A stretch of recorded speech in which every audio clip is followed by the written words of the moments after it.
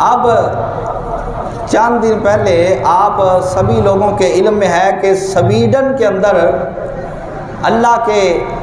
سچے قرآن بابرکت لا ریب بے عیب کتاب قرآن مجید کی توہین کی گئی ہے۔ ہم اس کی پرزور مذمت کرتے ہیں۔ اس کی توہین کرنے والے یقیناً ذلیل ہیں، بدبخت ہیں، ملعون ہیں، مردود ہیں، جہنم کے حقدار ہیں، اور رب تعالیٰ آخرت کے عذاب سے پہلے پہلے ان کو دنیا کے اندر ضرور عبرتناک عذاب اور تکلیف اور سزا کے اندر مبتلا کر کے کائنات والوں کو بتا دے گا جو کل تک میرے قرآن کی توہین کر رہے تھے آج ان کو ذلیل ہوتا بھی دیکھ لو۔ ہے جی، اس قدر کفار آج جناب والا قرآن مجید کی توہین کے اندر آگے نکل چکے، قرآن کریم کی دشمنی کے اندر اس قدر وہ آگے بڑھ نکلے ہیں کہ آئے دن کسی نہ کسی جگہ یہ واقعہ پیش آتا ہے، جو بندہ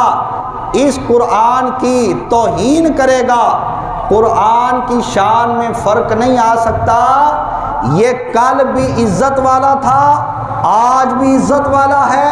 قیامت تک اس نے عزت والا رہنا ہے، بلکہ جس سینے کے اندر یہ آ جاتا ہے اس حافظ کی بھی لوگ دل و جان سے عزت کرنا شروع کر دیتے ہیں۔ یہ تو پتہ چلیں گے جب وقت فیصلہ کرے گا، وہ الگ بات ہے۔ رب تعالیٰ کسی کی رسی کو ڈھیلا چھوڑ دے، جو کرنا ہے کر لے،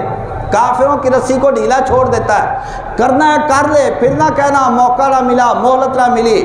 ان کی رسی کو اگر ڈھیلا چھوڑ دیا گیا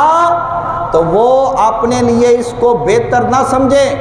رب تعالیٰ جب ان کو ذلیل کرے گا ان کو بھاگنے کے لیے رستہ نہیں ملے گا، ان کو کوئی پانی کا گھونٹ دینے کے لیے تیار نہ ہوگا، ان کا کوئی پرسان حال نہ ہوگا،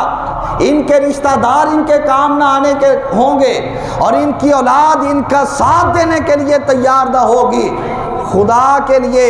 اس قرآن کی اگر تعظیم نہیں کر سکتے کہ تمہاری قسمت کے اندر اس کی تعظیم کرنا لکھا ہی نہیں گیا، توہین کر کے مسلمانوں کو اشتعال نہ دلاؤ،